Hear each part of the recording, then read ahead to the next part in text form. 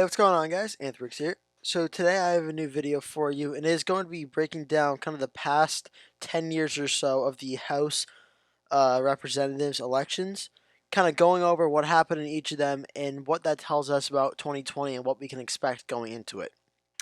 So in the 2010 House of Representatives elections, uh, President Obama, this is his first midterm, 2 years into office. Things aren't really going so great. There's a lot of economic turmoil and problems going on. Most of it caused by President Bush, but that doesn't really matter too much. Midterms are referendums on the current president and the current president's political party and how they're doing. And 2010 was a big example of that, where the Republicans net gained, they won 63 seats and flipped the House of Representatives from a Democratic majority to a Republican majority. With that, you see the popular vote, Republicans got 44 million or so votes, and the Democrats got about 39 million votes. And the percentage of vote was 51 to 45, pretty much.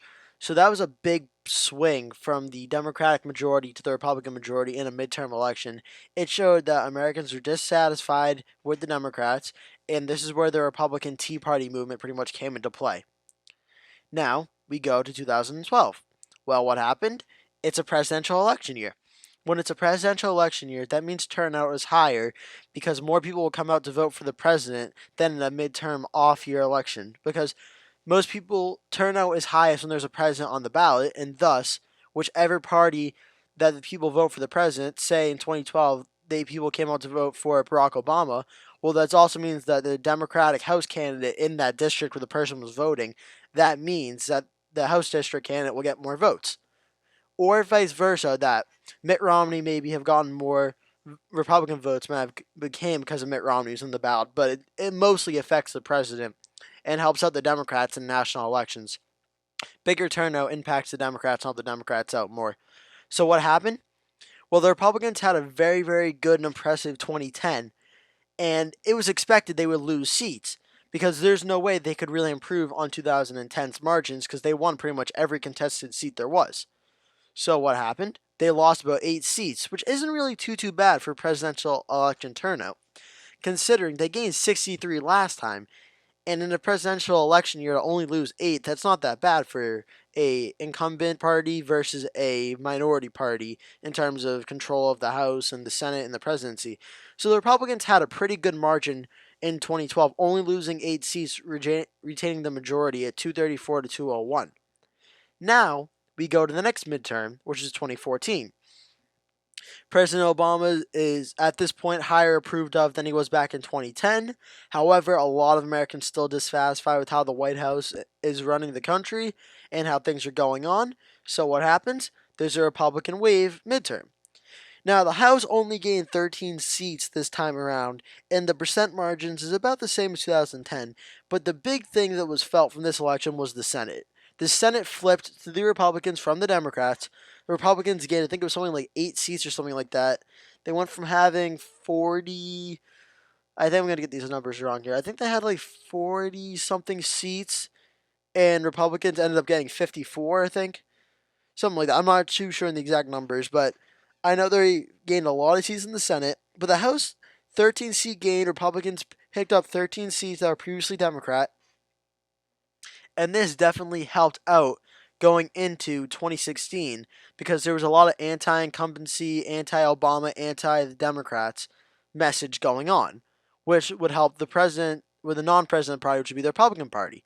So the Republicans held a good majority going into the House in 2016, which meant there was probably not a chance they were going to lose it. So what happens in 2016? Well, obviously President Donald Trump was elected president, pretty much a surprise to most people in the country. However, at the national level, the House didn't change too much, but a few seats did flip back to the Democrats, this being 6 seats that were previously in Republican hands dropped to the Democratic Party. Also, to mention, Paul Ryan became Speaker of the House after John Boehner retired and resigned as Speaker. Paul Ryan took over as Speaker of the House.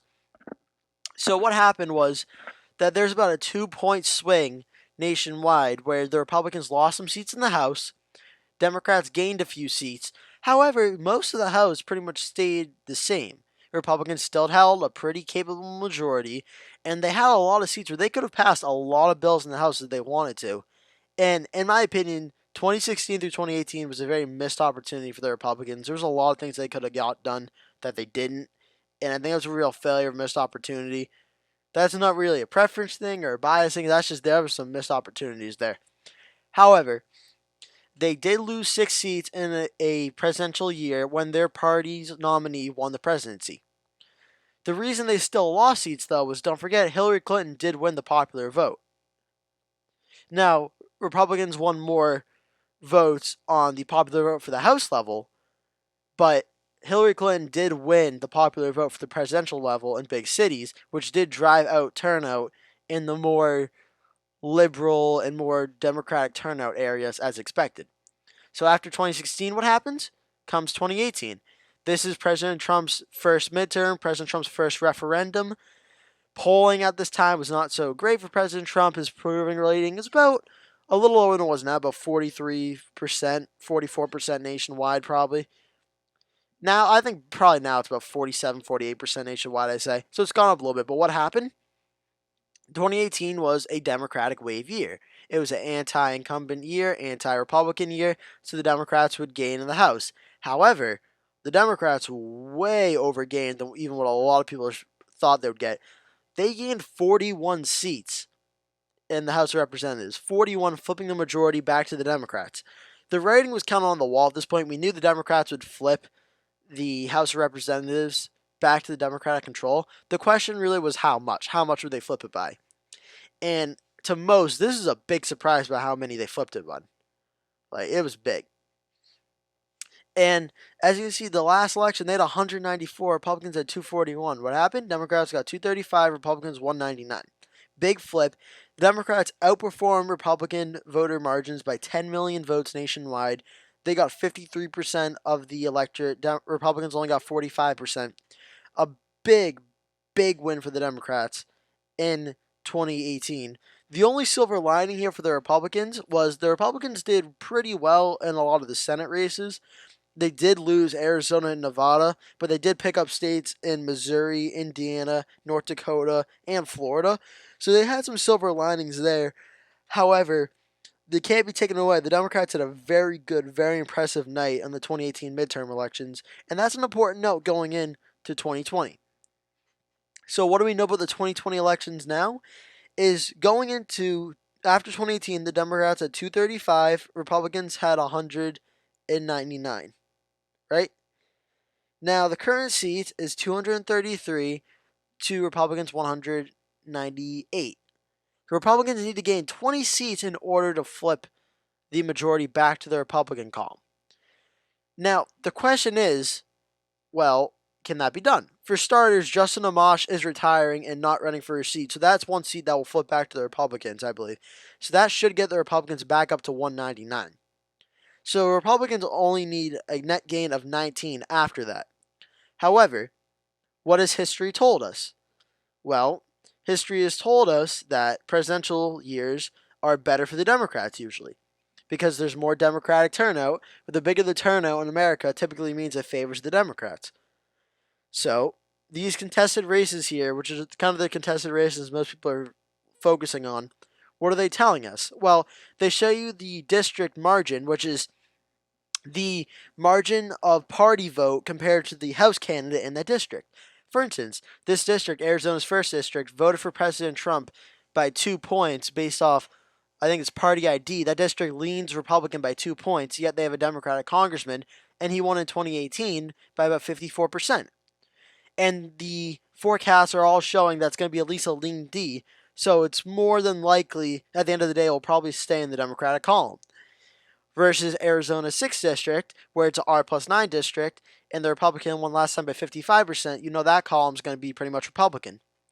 So you're going through this, and you're looking for 19 to 20 races that can flip back to the Republican side that are either toss up with a Democratic incumbent or a lean Democrat that could potentially flip that might be in a Republican district or maybe a very, very close margin last time around.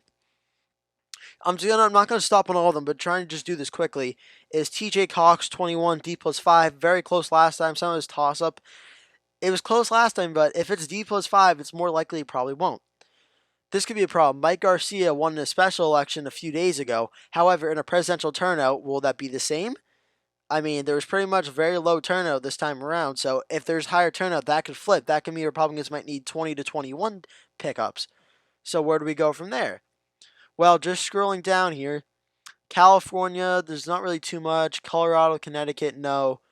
Florida, not much. Charlie Crist, he's very unpopular guy in a closed district, but he's popular in that region of Florida. He'll probably win re-election again.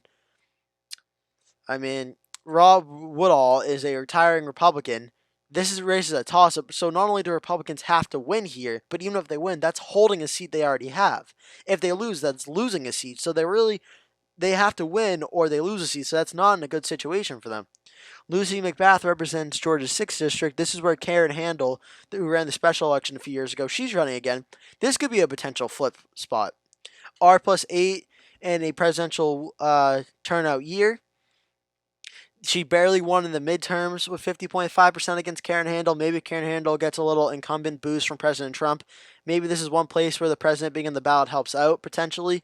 Maybe that could be a potential pickup. Rodney Davis, very close race. The Republicans need to hold that. Iowa, there's a few Democrats here that won close back in 2018, but they are D plus districts. If Republicans go in here, here's a few. There's a two or three races that could be really close. So you see, you start going through this. Maine 2nd district, I think, could be a potential flip for the Republicans to keep an eye on. But you start going through, and you see races that are like, okay, well, they could be competitive, just in a match, as I mentioned. There's some competitive races through here where Republicans can definitely pick up. But the question is for 2020, it doesn't matter if they can pick up 2, 3, 4, 5 races. Can they pick up 20? That's the question. With Republicans winning every single race they have now, and there are a lot of Republican races that are potentially could flip, can they win 20? That's the question.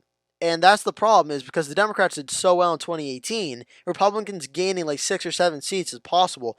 Republicans gaining maybe even 10 or 12 seats is possible. Can they get to 20?